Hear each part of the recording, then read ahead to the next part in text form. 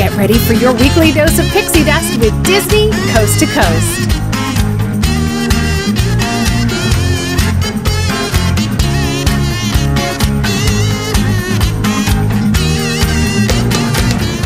Hey folks, and welcome to Disney Coast to Coast, the ultimate unofficial Disney fan podcast. I'm Jeff DePaoli, and in today's House of Mouse headlines, Disneyland Paris throws an incredible event, Star-Lord and Gamora arrive at Epcot, and a new pirate is hanging around Disneyland. That and so much more, so let's get to it.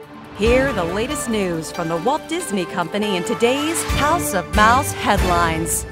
The Blueberry Grass Band will be appearing on the Mill stage at the Canada Pavilion in Epcot from June 13th through August 26th.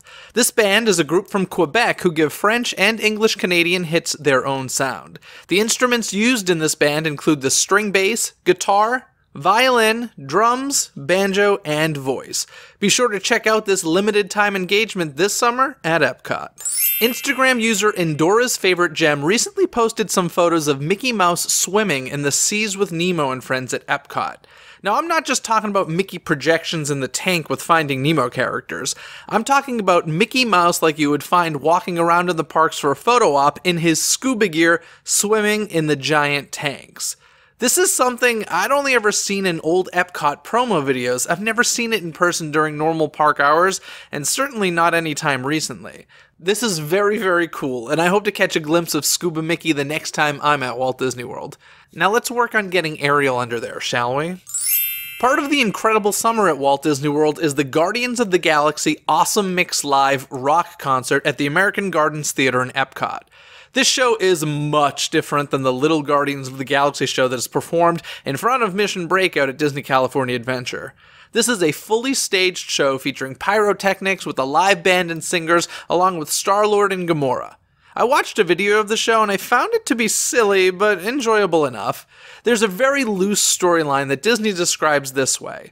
After saving the world from certain destruction, Peter Quill, aka Star-Lord, brokered a deal with Nova Prime and the Xandarian government to bring an outreach program to his home planet. The purpose? To share Xandar's rich heritage and culture with the Earth's people. As luck would have it, Peter informed Xandar's leaders that there's already a place on Earth with a similar mission, a theme park called Epcot, where all of Earth's cultures are celebrated. So as part of their first outreach, Xandar has sent some of their most talented performers to showcase their music. Now for me personally, I think the best comparison to this is the Beetlejuice Rockin' Graveyard review that used to be part of the Universal theme parks. It's just really an excuse to play some catchy tunes that everybody loves in the park. If you like the awesome mixtapes, you'll be sure to enjoy the Guardians of the Galaxy Awesome Mix Live, now being performed at Epcot through August 19th. I personally hope that we get some sort of ridiculous hidden Easter egg from this concert and the new Guardians of the Galaxy attraction coming to Epcot.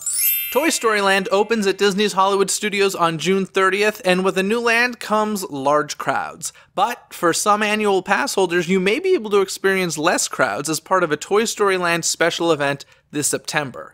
Gold, Platinum, Platinum Plus, or Premier annual pass holders will be able to register for special access to the land to experience Slinky Dog Dash and Alien Swirling Saucers, along with Toy Story Mania and new food options at Woody's Lunchbox. Eligible pass holders should receive an email from Disney with an option to register, so if you don't want to deal with the crowds and can hold off until September, this event is for you. Also happening over at Disney's Hollywood Studios, this fall, Disney Junior Live on Stage will be replaced by Disney Junior Dance Party. This show will feature the Disney Junior shows Mickey and the Roadster Racers, Doc McStuffins, The Lion Guard, and Vampirina. The current show uses puppets to portray the Disney Junior characters, but the new dance party will feature the photo op characters that we're all used to. Although the show will be similar to the change that we've already seen at Disney California Adventure, it won't be the exact same show as DCA. I've seen both versions of the show at Disney California Adventure, and I personally prefer Disney Junior Live on Stage. I find it to be a bit more unique than the dance party, so if you've never seen Disney Junior Live on Stage, be sure to check it out at Disney's Hollywood Studios before it's gone forever on September 2nd. Before we head over to the other coast, I want to take a moment to recognize a Grand Floridian cast member that we lost this past week. Richard Girth had been a Walt Disney World cast member for almost 30 years. He was presented with the Walt Disney Legacy Award, which is the highest honor a cast member can receive, back in 2013. Richard's job was very simple: He greeted and welcomed guests to Disney's Grand Floridian Resort and became many guests' unofficial grandfather, visiting him anytime they vacationed at Walt Disney World. Now, I never personally met Richard, but I'm happy to recognize this cast member that kept the magic alive at Walt Disney World for so many years. As Walt Disney said, "You can design and create and build the most wonderful place in the world, but it takes people to make the dream a reality." Now let's head over to the Disneyland Resort. As you may remember from last week's episode, Disneyland announced changes coming to their annual pass program. Well, this week it was announced that annual pass holders can get a one-day Disneyland Park Hopper ticket at an almost 40% savings to share with a friend and experience Pixar Fest. The offer begins June 11th and continues through September 3rd. Annual pass holders can purchase up to 2 of these specially priced tickets at the Disneyland ticket booths, and the tickets must be used on the same day purchased. And on top of this, certain blockout dates have been lifted from lower-level Disneyland Resort annual pass holders. So if you have a lower-level pass, be sure to check out the blockout calendar because you're now able to go more times than they originally scheduled. The big thing that happened at Disneyland Park this week was the reopening of Pirates of the Caribbean and the introduction of the character Red. Red is the red-headed female pirate recently added to the attraction, who is now also a meet and greet in New Orleans Square. I've got to say that the Red that I saw strolling around the park was one of the best character interaction improvisers I've ever seen in the park. If you were in attendance on the reopening day, June 8th of 2018, they were handing out red trading cards with a chart on the back teaching you your pirate name. I'm sure that these will become collector's items pretty soon in the future. Of course, all of this was happening because of the new auction scene that was added to the original Pirates of the Caribbean attraction.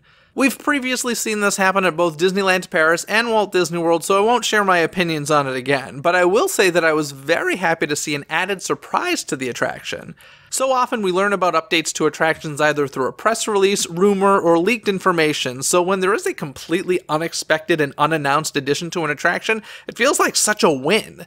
In the dark caverns leading up to the Davy Jones mist screen projection, it's always been pretty much a dark portion of the ride with not much to look at. But now they've added another pirate skeleton that as you ride by, it transforms into a living pirate, along with an animatronic octopus with some treasure. Not a major update, but a nice little surprise nonetheless. Now let's fly over to Disneyland Paris to talk about the big FanDaze event that took place last weekend. Simply put, this event looked awesome, simply because of the amount of crazy characters featured as part of the event. Rare characters like Eddie Valiant along with his buddy Roger Rabbit, characters from Hercules, The Emperor's New Groove, Disney Afternoon, Atlantis, Pocahontas, Song of the South, Lilo and Stitch, Frozen, The Aristocats, The Incredibles, Bolt, Meet the Robinsons, Monsters Inc., Phineas and Ferb, Ratatouille, Big Hero 6, The Hunchback of Notre Dame, Toy Story, Mulan, Inside Out, Peter Pan, Robin Hood, Chicken Little, Oswald, and so many more. This cavalcade of characters simply walking down the streets with a few character cars thrown in there is something that I want brought to the US parks so badly. Seeing that many rare characters all together brings a different level of excitement that you just don't get from the high production value giant float parades. There was also a Dance Your DuckTales parade, and arguably the highlight of the event, Max Live getting goofy with it, featuring music from a Goofy movie, as well as character appearances from Zootopia, Lilo and Stitch, The Emperor's New Groove, and The Three Caballeros, featuring musical numbers on a stage in front of the Tower of Terror with projections and pyrotechnics. The title FanDaze was the perfect name for this event because it was truly all fan service in the best way possible. I think that Disney California Adventure and or Disney's Hollywood Studios before Galaxy's Edge would be great parks for this event. It was simply awesome. Now staying at Disneyland Paris, it was announced during FanDaze that when Phantom Manor, my personal favorite haunted mansion, reopens in the fall, the voice of Vincent Price will be returning to the attraction. Now, if you don't remember, the original ghost host voice of Phantom Manor was horror legend Vincent Price, until it was replaced by a French ghost host. If you ever had the chance to experience or hear the Vincent Price VO for the attraction, you'll know that it is a very welcome return.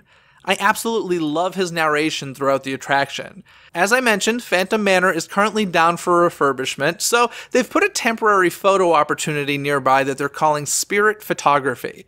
This magic shot adds a ghost to your photo. Although Magic Shot is common throughout Disneyland and Walt Disney World, it's not nearly as common at the Disneyland Paris resort. Now for some movie news. Walt Disney Animation has released a movie trailer for Ralph Breaks the Internet featuring the princess scene that everyone has heard so much about from last year's D23 Expo. When I first saw this scene at the Expo, I was shocked that Disney would allow something like this to be in one of their films because although it's very funny, it breaks character integrity. I honestly felt that there was a good chance it wouldn't end up in the film or would be highly altered. Considering it's now the focal point of one of their ad campaigns, it seems like it's staying in the film. I guess Wreck-It Ralph 2 promises some risk-taking. Wreck-It Ralph 2 is due in theaters this November. And now for a story that is a hard one to talk about. It's been announced that Chief Creative Officer of both Walt Disney Animation Studios and Pixar will exit the Walt Disney Company at the end of 2018. As you've most likely already heard, John Lasseter was on sabbatical from the company since November 21st of 2017 due to a sexual harassment scandal. He'll return to the company for now in a consulting role through the end of this year, and then on January 1st of 2019, John Lasseter will no longer be employed by the Walt Disney Company. No replacement for the positions of Chief Creative Officers has been announced. Bob Iger's statement reads, John had a remarkable tenure at Pixar and Disney Animation, reinventing the animation business, taking breathtaking risks, and telling original, high-quality stories that will last forever. We are profoundly grateful for his contributions, which included a masterful and remarkable turnaround for the Walt Disney Animation Studios. One of John's greatest achievements is assembling a team of great storytellers and innovators with the vision and talent to set the standard in animation for generations to come. Lasseter's statement reads, The last 6 months have provided an opportunity to reflect on my life, career, and personal priorities. While I remain dedicated to the art of animation and inspired by the creative talent of Pixar and Disney, I have decided the end of this year is the right time to begin focusing on new creative challenges. I am extremely proud of what two of the most important and prolific animation studios have achieved under my leadership, and I'm grateful for all of the opportunities to follow my creative passion at Disney." End quote. I think that two things can be said for certain about this unfortunate circumstance. First, that bad things happened behind closed doors that nobody should ever be subjected to. And second, that John Lasseter, along with an amazing team of people, revolutionized the animation industry. I think that both are important to remember.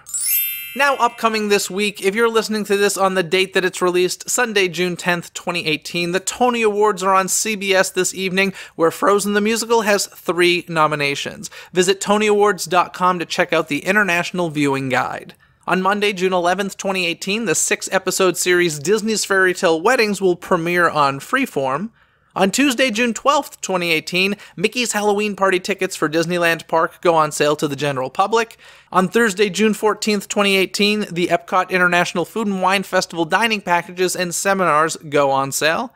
And on Friday, June 15th, the long-awaited Incredibles 2 hits theaters. I do need to give a shout-out to Vetter Mitchell, who left a 5-star review on iTunes. Vetter, thank you so much for going to iTunes, leaving that 5-star written review, and letting us know what you think of the show. It is so appreciated, and you help other Disney fans find the show more easily, so thank you so much, Vetter Mitchell. And of course, I gotta get to this week's Twitter poll. On this past Wednesday's episode of Disney Coast to Coast, I had my buddy Riley Costello join me, who performed in the Beauty and the Beast show at the Hollywood Bowl. So I asked for the Twitter poll, which of these Disney animation films would you most like to see as a live celebrity concert? The options were Hunchback of Notre Dame, Hercules, Cinderella, or Snow White and the Seven Dwarfs. In last place with a measly little 5% was Cinderella, poor girl, followed by Snow White and the Seven Dwarfs at 20%, Hercules at 35%, and the winner is Hunchback of Notre Dame with 40% of the votes. I do want to remind you folks that every day on Instagram Live, you can play the Daily Disney Decision and become part of the vote. Make sure you check out DIZNEYCTC over on Instagram and follow us there. Also on Instagram is Trivia Time every single Thursday. You hear it on the show all the time, but now you can be part of it, and the Instagram story DIZNEYCTC is the one to follow. And since we are at the beginning of a new month, there is a new music playlist out there. This one is about music that has been featured in Disney features on the screen as well as on stage, and comparing the songs. Make sure you sign up for the e-note. Simply head to DisneyCoastToCoast.com, click on playlist there, and you can sign up there. This episode of Disney Coast to Coast was produced by Philip Elke, who has supported the show through Patreon. If you'd like to become a DCTC producer or gain other rewards, more information can be found at patreon.com/DCTC. But for now, have a magical day. Bye! Thanks for watching Disney Coast to Coast. Have a magical day. Disney Coast to Coast is produced and hosted by Jeff DePaoli. Learn more about the podcast and become a supporter at DisneyCoastToCoast.com.